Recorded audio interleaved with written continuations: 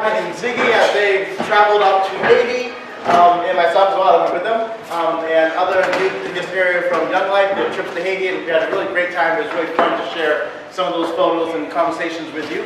Likewise, Amy and Gabby and JJ and JP, Bob Page, and who else is here? Oh, Marilyn and Isaac's mom, Jessica, and can you all stand up? Everybody does comment. Ziggy.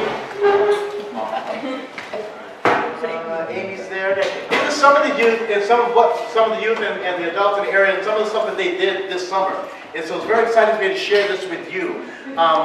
We're going to chat a little bit now about Redbird specifically, and I just want to talk a little bit about my own experience, and also turn over to Gabby and let her talk a little bit more about Redbird.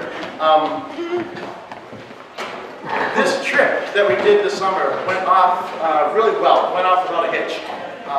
It was the first time I think that we had done something like this as a group, as a church and community, trying to pull something like this off. Had a lot of behind the scenes administrative and organizational stuff that had to get done for the first time. But the trip itself went perfect. And I have done hundreds of trips, and I have rarely seen one go off this well. And this was just a really great group of youth to work with, great group of parents, great group of adults, and just a really fun team to work with. The trip for me, when I got to Redbird and got a chance to spend an entire week with everybody that was there, really rekindled my hope in Christian ministry, really. It was beginning to falter a bit. I spent quite a bit of time working in the secular nonprofit world for a while and seeing a lot of success and wondering why I couldn't find ministries and especially churches that got it and did it. And I think that my own vision was clouded a bit by my own vexation. Being at Kentucky, though, looking at a ministry that was comprehensive, completely comprehensive. This is a ministry, a mission that does everything from schools to working on people's homes to business loans to medical center to, I mean, there's everything. And I was like, whoa, okay. Yahoo! And it was really fun to be a part of that and see all the different actions and different things that they're a part of. And the community and the respect the community had for Redbird missions really just kind of got me excited. And then made me realize, okay, well, that means that this church, as the sending church and being a part of that, they get it too. And that was exciting to come back and say, yeah, okay, this is a community that gets it. And it was really, it revived my own hope. Shutesbury community, where I live and where some of the youth live, we did some fundraising there, and this is a community that in Shutesbury, if those of you don't know, there's a place called the Athletic Club, which is a bar, but they call it an athletic club because you can't have a bar. And we did a fundraiser there. And we served dinner, and we fed people in the community, came out and they ate food. And then we had food left over, so we continued serving it throughout the week, bringing it to people's houses. We raised probably, I think $726, something like that, through that fundraiser. And they just poured in, money. They wanted to know what we were doing, what the youth were up to, blah, blah, blah. So I told them about this right here, this event, and put out an email to the community saying, hey, I'm going to showcase what the youth did. And I got a lot of emails back, and a couple of weird, anonymous letters put in my box. One of them, though, said, I didn't know that there were churches out there that really cared. I didn't know there were churches out there that really cared about poverty. They really cared about helping people fix their homes. They really cared. Blah, blah, blah. And the lady was really surprised. She had this kind of jaded view of what Christianity was about. And she didn't know, because I used the word service project trip when I talk about this to some people, as opposed to mission trip, because that comes with its own baggage and ideas of what that means. And she didn't know it was church related. So I expected the letter to be something like, but it wasn't. It was like, wow, I wouldn't have given, if I knew, I wouldn't have given. She was glad she gave, and she was glad to hear what we had done, and it rekindled for her a hope of what Christianity could be like. And that's just very exciting to her. I was like, this is kind of cool. So that's a little bit of my story and my experience of being a part of this experience with the youth, and thanking you all for being part of this with us as well, and sending us and helping this be a success. Just a little plug in before Gavin takes off.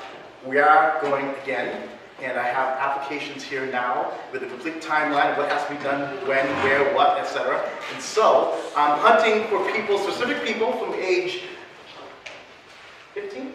Yeah, right after graduating, 8th grade. Okay, yeah, 14, 15-ish, all the way up to around 90. 99, like that. You had a lady 99? I did have a lady who was 99. The whole range, the whole gamut. I saw people all over the place, and so it was really wild, really exciting. So I'm on the hunt, and the deadline is, I forget when, but like January 1, something like that. I changed it. So yeah, okay, that's all. Gabby, go. Okay, hi. My name is Gabrielle, and Redbird for me has not just been the experience that I had with this church. This upcoming summer, so 2014, will be my 10th year having some kind of relationship with Redbird. And I started at home when I was, right after I graduated 8th grade, and I started going down. And then through Smith, I was able to get some money to be able to go intern at Redbird. So for the last 2 summers, I've been working as staff at Redbird. And Redbird is one of those places that changes lives. You go down and you have experiences, and your entire world is changed.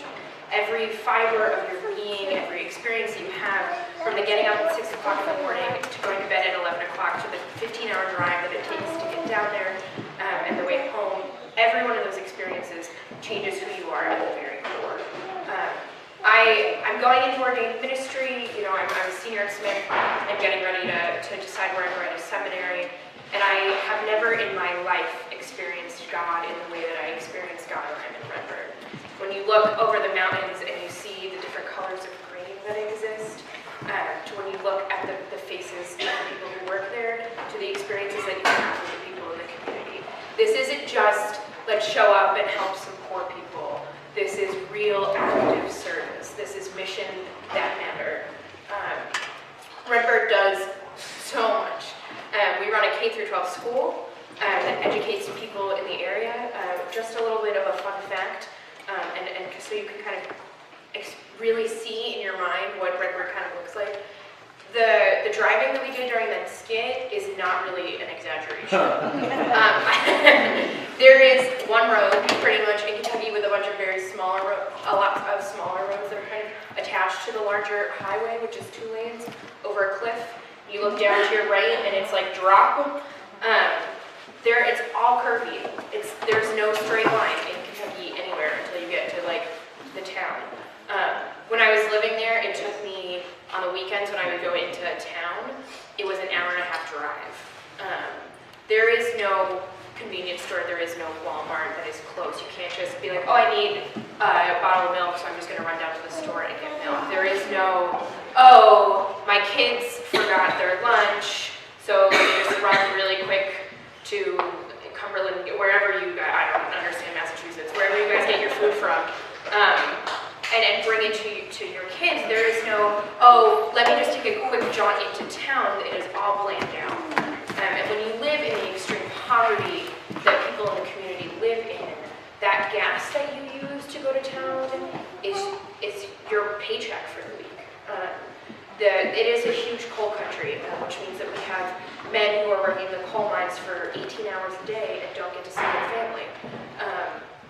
We have kids who don't get to have an education at one of the public schools because their parents can't afford to drive their kids to school.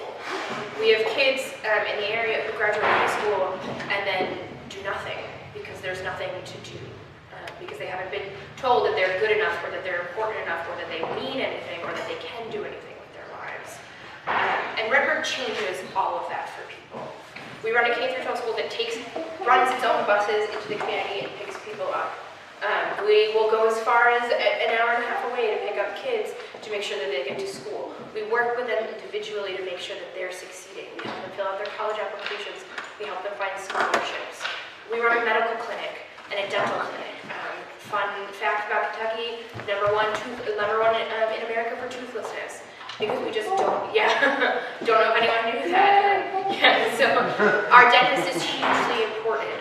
Our medical is hugely important. We do prescription assistance. We have a Christmas assistance program, which you all helped out with a couple of years ago for the first time that I went out to Kentucky. And this past Christmas, we helped over 1,000 children have Christmas. Because the area is so poor that there are people who cannot afford to buy Christmas presents for their kids. The most telling thing that I always say about the Christmas room is, in a world where everything is secondhand, whether or not you're the oldest child or you're the youngest child, everything you receive is secondhand. Whether it's from a cousin or an uncle or a person down the other side of the holler, like everything you own is secondhand, and then it just continues to get passed down. The Christmas Assistance Program provides brand new toys and clothes and towels and sheets and shampoo and things that we all take for granted because of the area that we live in. So I've seen the experience of kids being able to pick up new toys and getting to open up a package that they've never known how to do that before. They've never had the experience of being able to play with something that nobody else has ever played with before. This mission does more than just interact with the work camp like our kids did. It is literally changing the landscape of the lives of the people that are in the community. On that note, the way that most people get into and involved in this community is through the work camp. And the work camp is one of those things, and I'm sure all of the youth can tell you all of the crazy things that kind of happen where floors are not square, where nothing is level and things are just kind of built. I worked in a bathroom one time that had a pool table for a floor. It is an experience where sometimes you are so stunned by the way that people live, you often can't get past it. But the second that you let yourself experience, I have learned more from working in the community and working with the residents that live down there and being accepted into their community that any school could have taught me, that any other experience could have taught me. And it's not just about showing up once and I went down there for a week and it was fine and it was great and now I'm going to move on to a different project. It's all about maintaining a relationship, because that's when you really get accepted into the community and you go down and you meet all of these people that work there and dedicate their entire lives to serving the people of Redbird and that community, and you begin to develop relationships, and that's at the end of the day what matters, right? When we sit around in church and we talk about community and we talk about all these good things and how do we live like Jesus did, and at the end of the day Jesus lived in community and made relationships with each other, and that was what was important. It wasn't how many people he healed or how many times he walked into Galilee or how big the fanfare was when he walked into Jerusalem on Palm Sunday. It's all about the relationships that he made and all of the community that he was a part of. And that's what we as Christians are supposed to be doing. We are not supposed to be going in and just saying, okay, we're here, we showed up and built a house and we'll leave now. It's all about maintaining and fostering and growing those relationships. It's all about bringing people into the fold and experiencing it and listening to these young kids who you never know 10 years down the line could be standing up in front of you doing the same thing that I'm doing. Redbird has affected every fiber of my being. My schoolwork, where I think I'm going to be doing ministry, where I think I'm going to go to school. This is a place that changes and just, sometimes I get so emotional over what this place does. I know you all know Gabby McDonald, who is a very, very shy kid, and she doesn't get up in front of people. And the week that she came down, on Tuesday morning, she prayed out loud with her group. On Thursday at Talent, she got up and she sang in front of the 105 people that were there. This mission isn't just changing lives in the way that we go in and we repair homes. It's changing lives in every kid that you send down and every adult that you send down. This place is where we interact with God. This place is where we see God's work in more ways than just one. And I hope and I pray that this community and this church continues to foster this relationship.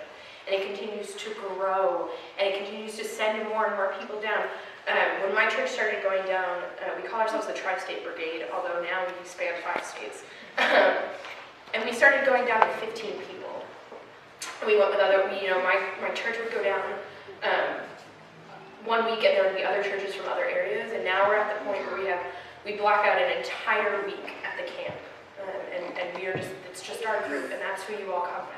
And it doesn't, 100, it doesn't matter how old you are, it doesn't matter what you think your levels of capability are, it doesn't matter anything. It doesn't matter who you are or where you come from or what you've been through in your life. It's an equalizer. There's a place for everyone, and there's a space for everyone to experience the power and the glory that is within Redbird. So I hope that as you listen to the kids and you see their pictures and you get to hear their stories, that you all are inspired to also go down and to also experience all of it that it has, all that Redbird has to give you. So thank you for being so supportive and so there for your youth and so there for us as the mission. Take me as Redbird's representative to you. We are so appreciative of it, so grateful, and I hope to see even more of you down there in July this year, so thank you.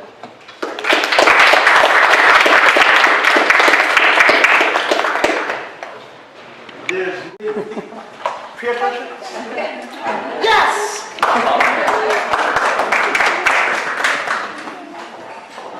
So, last June, I woke up the day after school ended. Well, I didn't actually wake up, I just didn't go to bed. At 2 a.m. and took a bus to New York and took a 2-hour or 3-hour plane ride to Haiti. And we flew into Port-au-Prince, and it was a pretty big airport. And like right when we walked outside the airport, there's people selling us. People were trying to sell us everything. They're trying to have us pay for us. They're trying to have us pay them to take our baggage to the buses for us. So you can see right there that that's like, and those people like had clothes, and those people all seemed like they were fairly well off, even compared to other people that we saw who were in shacks and huts, which were their homes when we drove along through Haiti. And those people were just making money off selling jewelry and things like that for a couple bucks.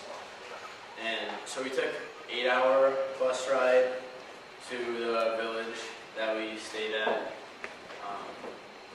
We stayed at a little guest house with about 30 teenagers and college-age students and a few adults with us. We stayed with a family. The father was Timothy, and then he had 3 kids. Who we knew 2 of them. Edson, who was a little boy, he was 5, and Adelson, who was 20. So that night we ate with them, and then the next morning we walked to the school, which was, I think it was a couple miles away, which doesn't even have a roof on it, so that's part of the reason why we were down there. We were trying to fund that, and we helped them building that a little bit, but most of all we were running camps for baseball with, like a lot of the guys were running the camps of baseball, and the girls were running day camps with a lot of the younger kids there, playing soccer and games and listening to music with them and dancing. And then, so we had that for a few days. A couple days we went to actually those 2 days where we went to beaches and saw people were selling things everywhere we went. And that's how a lot of them made their money. But it was just, when we were driving through, you could see the places that they lived in. Back a few years ago when they had the earthquake, and it was, I mean, they had metal roofs, like not even roofs, they were just metal sheets on poles with little like cots made out of, I think it was just like aluminum cots. And their houses weren't that much better than that they got back into afterwards. But you could see all where they had to live, and I mean, driving through, there's probably 3 houses that were as big as any that I've seen in America, and the rest of them were just small little houses with like 1 room, and that would fit a family of 4 or 5. But when we got there, it was, I mean, none of them were angry or anything, or bitter about anything that they had. And I mean, back in America, we can get angry if we don't have enough money for like things that we just want, not even need. And they don't have, I mean, they didn't really have any money at all for anything extra. But they had such a tight community. We compared back here, and they would all the parents would trust everybody with their kids, and all the kids would go out during the day, and they trusted us with all their kids. And I mean, the kids would be out all day, while most of the parents would be at home, and they all trusted each other and loved each other. And I mean, they had such a great community, and that's the biggest thing I took back, was just, no matter what they actually had, their community was so tight, and they were all so supportive of each other, and happy that we were there. It was an amazing trip. Zach, I understand you want to go back. Why is it you want to go back? I mean, it wasn't like anything I've ever seen before, obviously. It was like a different world, pretty much there. And I don't know, all the people I met there were so nice, and it was such a great community. Definitely want to be a part of that again. It was a cool experience. That's really good. Yeah, Thank you. congrats.